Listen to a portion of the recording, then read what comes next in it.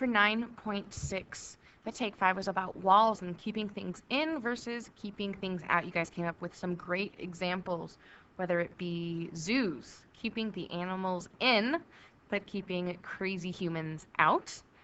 The fence in your backyard is more to keep things in, to keep little kids in, to keep pets in. It's not going to do a great job of keeping anyone out. But the locks on the doors of your house could do both, keep intruders out, keep crazy teenagers in. So lots of different examples. We'll talk about borders and walls.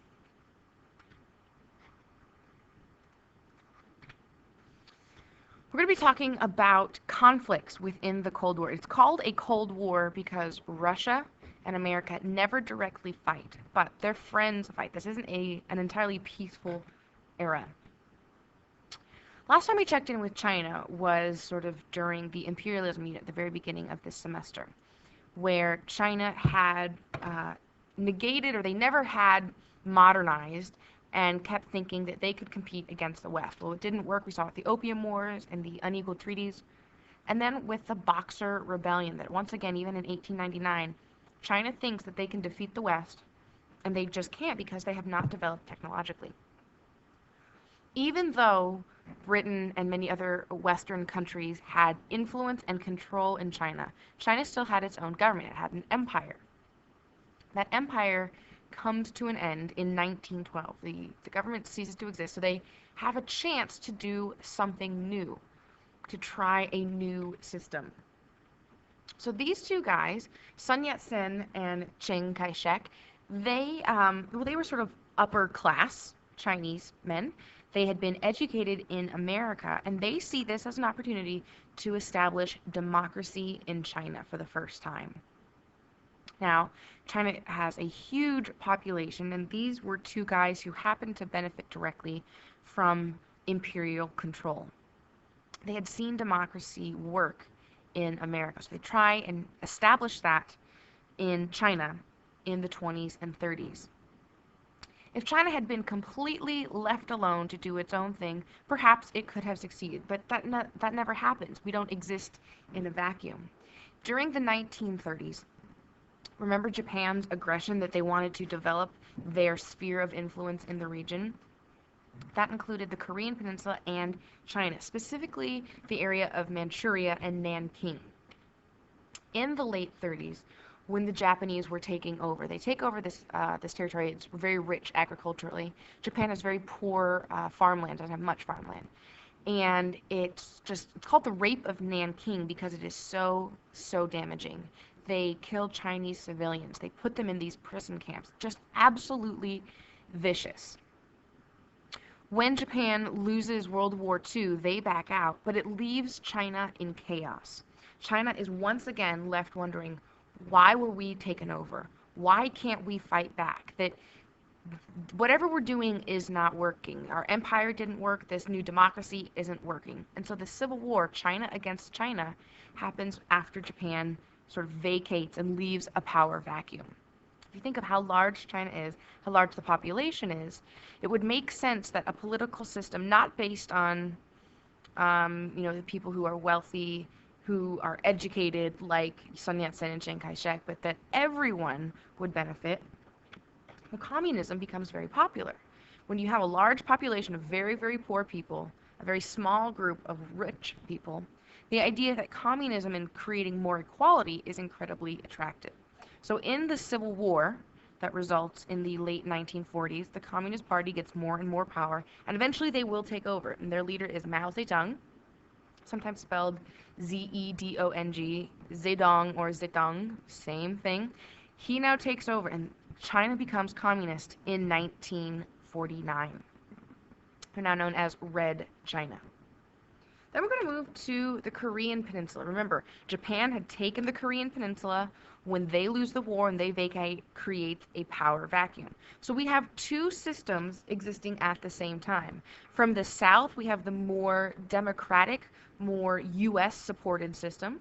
And in the north, next door to this newly communist China, they both claim control over the entire peninsula. And they both attempt to have elections, but the elections never go through.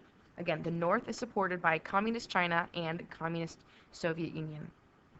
When the elections don't work properly, this is when the United Nations gets involved. This is the first really big test of this new organization.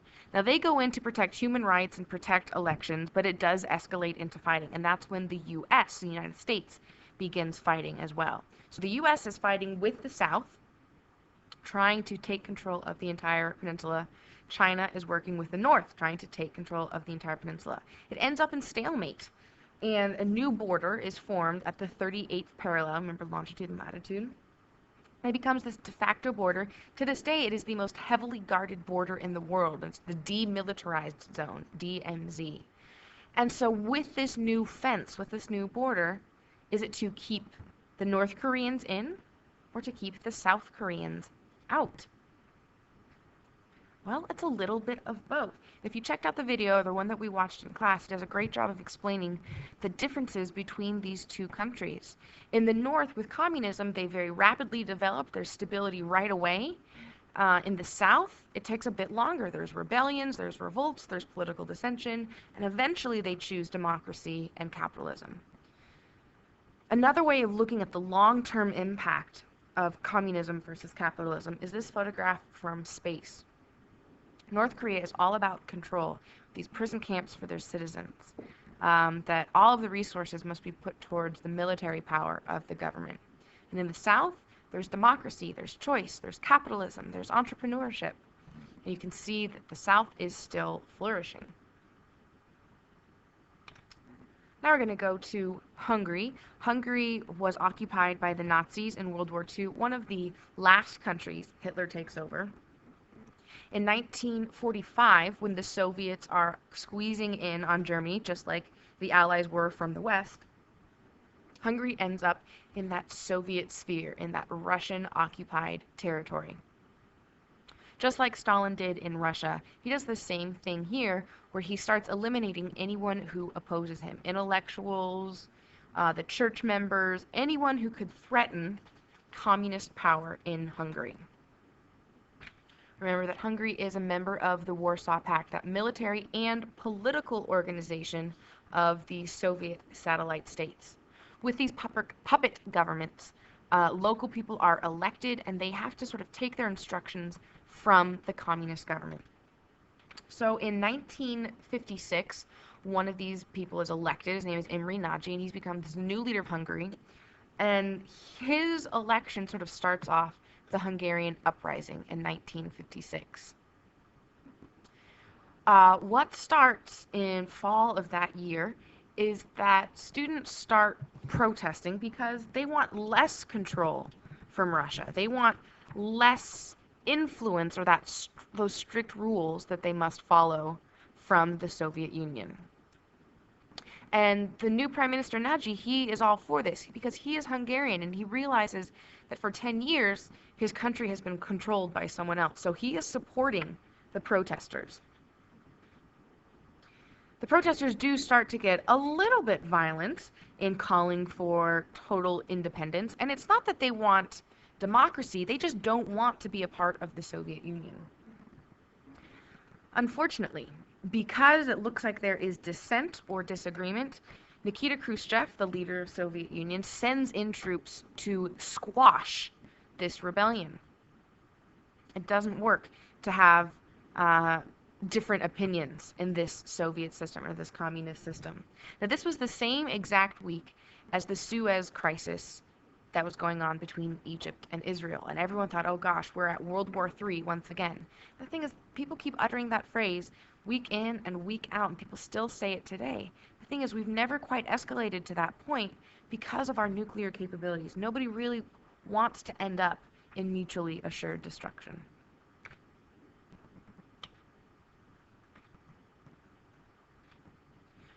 Continuing on with our conflicts, the Berlin Wall.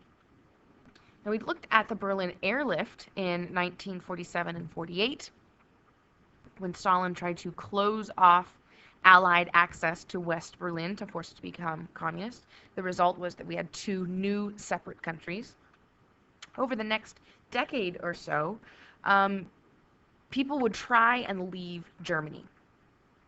people like doctors, lawyers, professors, very intelligent, important people to the East German society would try and get out of East Germany for a number of reasons. One, they have seen the purges and how anyone who is sort of in education or has any uh, opposing viewpoint usually is eliminated. Also, in a communist system, all of that work, all of that schooling they've gone through, in a capitalist society, they would be paid well. They would be rewarded with a higher paycheck. But in a communist system, it's all about that equality so that they're less likely to be successful. People started realizing that it could be easy to get to West Germany and get to freedom if you just went through West Berlin. Remember, even though there's two separate countries, Berlin is also separated, and Berlin is in the heart of the communist-controlled East Germany. So people would say, oh, I'm just going to go to Berlin for the day, visit some museums, and then they'd go into West Berlin because it's an open city, and they'd hop a plane and get to West Germany or France or England or something like that. So East Germany realizes it needs to stop these people from leaving. They do that in August of 1961 by first just establishing a barbed wire line, and then they start building a wall. They say it's to protect the people. Now in this case, is this wall, is it keeping in the people of West Berlin or keeping out the people of East Berlin? Well, really, it's about keeping out the people of East Berlin. They don't want to allow the communist side, the East Germans, to get out. They don't want them to be able to escape. It's not that the ideas from the ideas from the West are so threatening, but that lure of freedom is right there. So now we have two very different cities. They start building the wall. It snakes through town. They didn't, go block by block, so you could be cut off from your neighbor across the street, or your job could be in one part of town and you live in a separate part of town. They start with a barbed wire, then they do cinder blocks. They put broken glass bottles cemented onto the top to make it difficult for people to climb over. And we saw in the video of class, which is also on Canvas, that people were desperate to escape. They were trying to get under barbed wire, to jump out of their apartment windows, to get out of East Berlin. This soldier was one of the first. And this is in those first few days, he realized he doesn't want to be stuck in communist-controlled East Berlin. The wall itself is almost 90 miles long, and then eventually they will build a second layer of wall to create a no man's land. Now, the people who do escape are called defectors. We have this man who's jumping over barbed wire. We saw in the video people climbing out of their apartments. Once the real sort of proper wall is built, there are a number of ways people would defect or try and escape from East Berlin. One way was in cars. They would try and hide under blankets, or some cars were even adapted to have a secret trunk or a secret sort of hiding place. There were stories of tunnels that were built in backyards. This is how desperate people were to get out of East Germany and East Berlin. I love this picture. You can see that the wall has grown even taller. When West Berlin, so the free side of Berlin, realized that it needed a new sewer system, it bought all the supplies, bought all the materials, and then it realized, well, the other side of the city, their sewer system is the exact same age. Maybe they need a new sewer system as well. We'll give them our leftover pipes so they can also rebuild this sewage system to help their people. But instead of using it for the intended purpose, the communist government in East Germany decides to use this as an additional layer to prevent people from getting over the wall. So by putting the pipes on top of the wall, it means you can't really grab onto anything or hoist yourself over. Rather than helping the people, they're going to control them and keep them in. Here you can see that no man's land. On the western side, on the free side of the wall, that's where all that wonderful art is. On the eastern side, you wouldn't be allowed to get close enough to the wall to, spray paint on it. So even here we have this image of freedom versus control. This is all that exists of the wall today. It's just a two brick width line that just snakes through the entire city. But another way you can look at the difference is from this satellite image. You can see that the lights are different because as these as these two different cities now emerge, East Berlin and West Berlin, they create two separate systems, two opera houses, two town halls, two ways of putting up streetlights. And even though the wall doesn't exist today, that it is a single united city, Berliners still sort of feel connected to that old way of life, of their unique differences from which side of the wall they're on. All right, next we've got the Cuban Missile Crisis. Cuba is 90 miles off the coast of Florida, and this takes place in October of 1962 under President Kennedy. Now, a little bit of backstory. In the 50s, in the late 1950s, there was a communist revolution in Cuba, and Fidel Castro is the new leader of Cuba. Now, we freaked out. America freaked out that there was a communist country so close. Because, again, that idea of the domino effect, and we need to contain the threat. So, America sends in sort of secret agents, almost, the CIA, and their goal is to land at the Bay of Pigs and overthrow the new communist government. And it fails miserably. And the communists see this just as hilarious, that those capitalists have been overthrown once again. In addition to the threat of communism so close to America, then the Soviet Union starts building missile sites on Cuba, which means those missiles could reach America. So this becomes a little bit terrifying. As our way of responding, the Americans respond by building missile sites in Turkey. How the heck does Turkey get pulled into this? Well, from our sites in Turkey, Russia was within range. So we're again back to that idea of mutually assured destruction. The Russians are sending the nuclear warheads. They are shipping them. They're on their way to Cuba, and America has a choice to make. Do we attack the cargo ships, and then we'll be attacked, and we'll end up all killing each other? Probably not a good idea. So the American government decides to impose a blockade, a naval line, and not allow the Russians to cross it. If you remember the clip we watched in class, really, really intense. We're able to avoid actual conflict. But it really shows how tense this is because of the nukes. Not just because of the belief system, but because of the types of weapons that are now being used. I love these Cuban propaganda posters. We've seen sort of Western propaganda, but look, I mean, they're saying that even Jesus would be a rebel. Even Jesus would be a communist because he's for the poor people. Or be aware, be alert of the threat of capitalism and of the Westerner. We have Prague Spring. We're moving back to Europe. This happens in 1968. Prague, hopefully you remember by now, is the capital of Czechoslovakia. Just like we started seeing in Hungary, people starting to pursue a little bit of freedom. Same thing happens in Czechoslovakia. They still want to be communist. They still want to be part of a socialist system, but they don't want that harsh control from the Soviet Union. So we have people getting excited about maybe a new type, a new breed of Czechoslovakian socialism rather than the Russian one. Again, we have the young people getting out and protesting, making their voices heard, saying we don't want this strict control from Russia. Now, the leader at the time, his name is Leonid Brezhnev. Yes, lots and lots of medals. His response, send in the military and squash it. And this becomes known as the Brezhnev Doctrine, that these countries that are part of the Warsaw Pact or part of the Soviet sphere, they do not have the option of leaving. They do not have the option of changing the socialism. They take their instructions from the Soviet Union, and that is it. So once again, shutting down any opposition. Vietnam, hopefully all of you have heard about. Vietnam was part of the French Empire, and as it looks like they're losing power in the 50s, America sends what they call advisors. It's a very sort of wishy-washy term. Those advisors were there to, again, spread the threat of communism.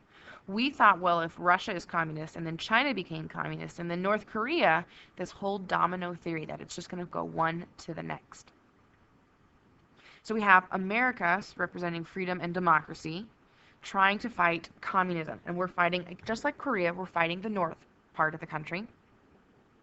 But in addition to the North Vietnamese government that had been established, there also are a number of guerrilla fighters or rebels called the Viet Cong in the south. Now, what was so difficult about fighting these guerrillas, one, is the territory. the foliage is so dense that the Americans started using this pesticide called Agent Orange so that it would kill all of the trees and make it possible to even see what's on the ground, to try and see where these rebel hideouts are. With such a strong pesticide, it gets into the water system. Lots of innocent civilians are killed. In addition to that, the Viet Cong would try and take over village by village by helping them and try and get villages on their side. This means that going village to village, if the Americans thought that a village would be communist, they might attack the entire village. So again, innocent civilians were killed. A lot of this led to a lack of support from the American public for the reason that it's, innocent Vietnamese people are being killed. Veterans returning would be called baby killers.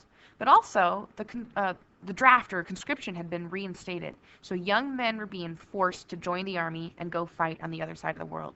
And many Americans felt, what are we doing this for? Why do we continue to be the world police? It's very difficult to fight against an idea, and without support from home, America decided that it was probably better to back out, very similar to what has been going on with Afghanistan. And so in 1975, the capital city, Saigon, falls to the communist forces. In terms of culture, culture was very different with the younger generation during this era. If you have to think about teenagers in, let's say, the 1960s, the world their parents grew up in was very different. For instance, their parents grew up during the Depression and fought in World War II. Well, after World War II, the American economy was booming. The GIs returned from Europe and from the Pacific. They marry their sweethearts and the baby boom begins. There's all sorts of new industries because of technology. So everything is going really, really well. People are becoming more wealthy or financially better off than they were before. And with that comes a whole culture of consumerism, buying stuff just to buy stuff, to prove that you are the best on the block, or to prove that you are cooler than everyone else. Very similar to some things that are going on in our own culture. So think of these teenagers during the 60s. In their parents' age, conformity was good. You want to be like everyone else. But now in the 60s, you want to stand out and you want to be an individual. Conforming, that's what the socialists do. That's what the communists do. They're all the same. We want to be unique. Part of the reason you got to think maybe is these kids grew up in these tract houses that were all the same. They want to get away from this idea of sameness. So one way they do that, they could be a hippie, or there's new philosophies that emerge. One is called postmodernism. And postmodernism really has to do with who you look to as authority. And postmodernism says there is no one authority. There's lots of authorities. It all depends on your opinion. It's all subjective. You as the individual, you will decide what your truth is. Then we have existentialism. And that really means that you're going to draw your meaning and you're going to draw your purpose from what you want to draw it from. You don't have to follow the path that your parents took. You don't have to do what everyone else does. So we have all of these teenagers, who are wealthier, who have more education, and end up being incredibly bored. So they're just trying to express themselves, often through rebellion or through fashion. So they want to have short skirts for the girls and short hair. And even though they're trying to be an individual, they all end up looking the same. Another way they express this individuality is through their music. You have rock and roll in the 60s.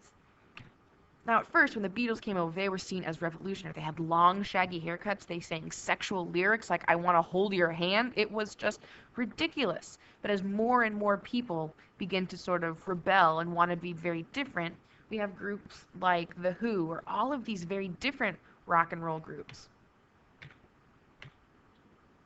So what we're seeing, especially in the 1960s, is the difference between the East and the West. In the Soviet system, in communism, it's all about being the same. In the West, it's about freedom, it's about democracy. And perhaps my favorite way of illustrating this is spies. Everyone's favorite spy is James Bond. He's suave, he's debonair, he's a ladies' man. He's not a rule follower. He actually breaks most of the rules, and we love him for it. We still go to the movies to see James Bond because he's a rule breaker. He represents everything that's great about the West: individuality, choice, flair, that you can have this glamorous job.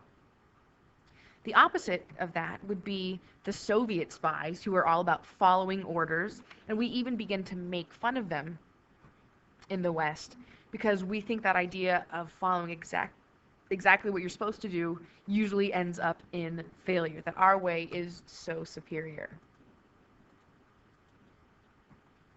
All right, so that is both 6 point. All right, so that is both 9.6 and 9.7.